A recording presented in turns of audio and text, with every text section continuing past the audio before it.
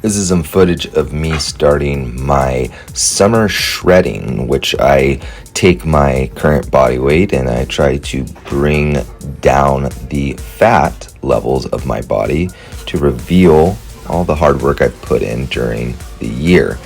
So I started this cut at around 205, 208 pounds, and I, at this point, am down to around 202 pounds, and currently, as I'm recording this video, I'm down to about 198 pounds. So I'm going to keep working at this until I get to around 190 to 185 pounds. Now, my body tends to fluctuate anywhere from 5 to 7 pounds. And so when I give you these weights, these are averages. They don't really include outliers or spikes in my weight, which is important because as you start to lose weight, the weight on the scale is going to change. It's going to be up and down, and it's best to find your averages, especially if you're using a weight tracking app like MyFitnessPal or something like that. It's not going to show you your averages. It's not going to show you a median weight or a mean weight.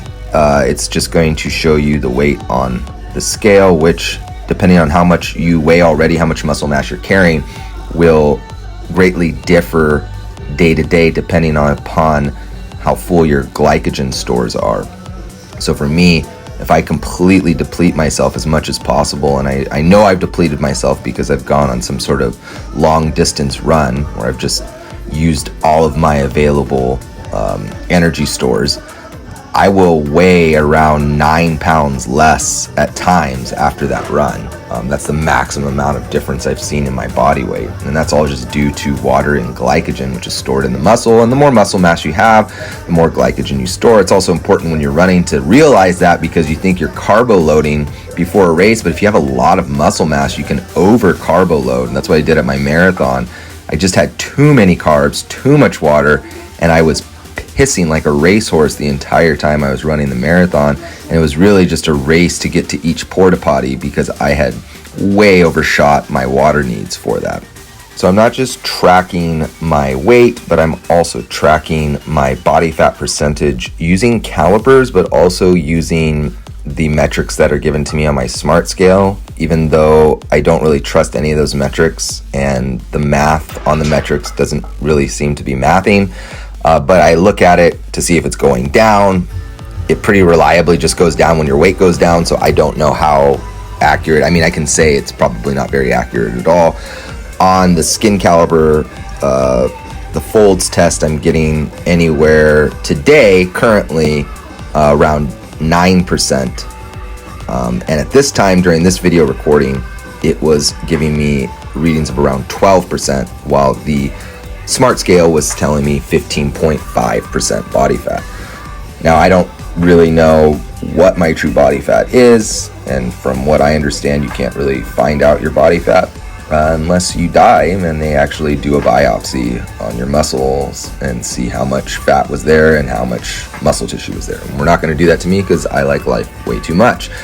So I'm just going to continue to look at the scale, the skin caliper test, and the aesthetics. How do I look in the mirror? Because that is ultimately the goal at the end of the day, is to reveal more of the muscle that I've built over the year by removing layers of fat that prevent the muscle from being seen. So if I can see my muscle better in the mirror, regardless of what the scale weight is saying, or regardless of what the skin caliber test, which I may not be very good at conducting, is saying, and regardless of what the metric that probably isn't very accurate is saying, if I'm looking better than I looked the day before, that to me is moving in the right direction. And so I have to be good with that. I have to be okay with that. But I also have to realize that as you go through this process and it starts to slow down, weight loss starts to not plateau, but get a little bit more difficult, you will start to see changes, or you will not start to see changes. In other words, you will start to see less of what's looking good and start noticing more of what's looking bad, which can be a good thing because then it can drive you to go further into a caloric deficit, or perhaps coax you into doing a little bit more cardio that you may be neglecting. For me personally, I cannot just do caloric restriction. I have to do caloric restriction in combination with high outputs of cardio for burning excess calories, and I like to do a lot of fasted cardio. It just works better for me in my stomach. I don't get quite nauseous if I do cardio fasted, and I feel like, don't know if this is true, but I feel like I am directly burning fat, especially considering my glycogen stores are very low right now. So in order to get energy for my system, when I do my cardio fasted, I have to be pulling from some energy stores, and that's what the body uses for reserve stores is fat. So might as well utilize that. In this video here, I have not yet started counting my calories. All I've really started to do was pull back on the things that I eat that causes me the most fat gain, which are things like potato chips, French fries, candy, all kinds of the good starches that we love to eat but don't really hold too much nutritional value. And I just put my focus into eating foods that were nutritionally dense, like fruits and vegetables and meats. And that does a lot of the initial weight loss for me, just changing my eating habits without necessarily counting calories. But the other side of that is cranking up my cardio by a lot. And when I mean cardio, I don't just mean getting my steps in and walking, but I mean anywhere from high intensity training to low intensity training, and trying to get at least 30 minutes of that a day in.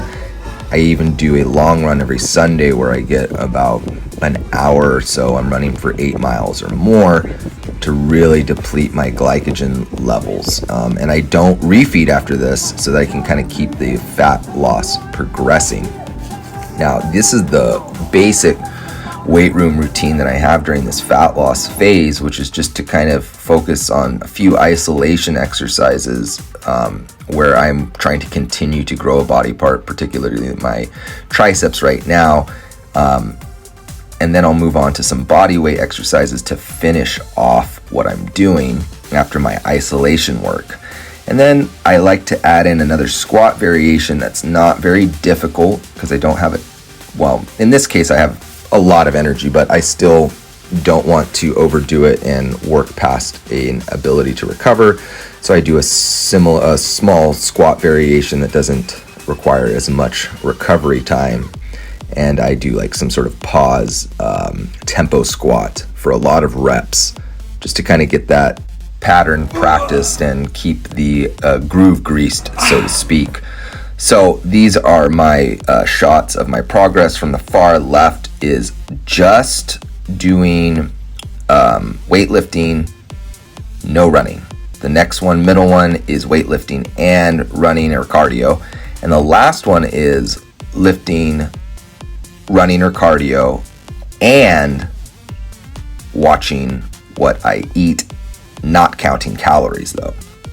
So I'll continue to update on this summer shred journey, and hopefully next time I post a video I will have more striations in the quads, the legs. My legs are still looking very full of fat and water. That's where I tend to keep a lot of my stores.